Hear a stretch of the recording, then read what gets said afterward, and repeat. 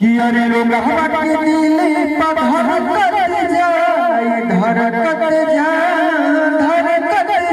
इ त जो बहना करत ऐसन हरकत ओढ़नी सरकत जाए इ त जो बहना करत ऐसन हरकत ओढ़नी सरकत जाए। ये song power star Pawan Singh ji का है जो कि बहुत ही कम समय में 29 मिलियन प्लस लोगों ने इस सॉन्ग को अपना प्यार दुलार दिया है। इस सॉन्ग को अपने हाथों से लिखने वाले राइटर आशुतोष तिवारी जी हैं और म्यूजिक डायरेक्टर प्रियांशु जी हैं। इस सॉन्ग का वीडियो ज़बरदस्त तरीक़ा से शूटिंग हुआ है।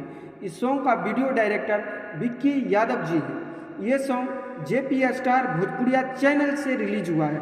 आप लोग एक बार इस सॉन्ग को जरूर सुने और अपना प्यार दुलार इस सॉन्ग को जरूर दें। बता दें दोस्तों, इसी प्रकार से भोजपुरिया से रिलेटेड जानकारी पाने के लिए हमारे चैनल को सब्सक्राइब करें और नए नए वीडियो पाने के लिए हमारे चैनल से जुड़ें। धन्यवाद।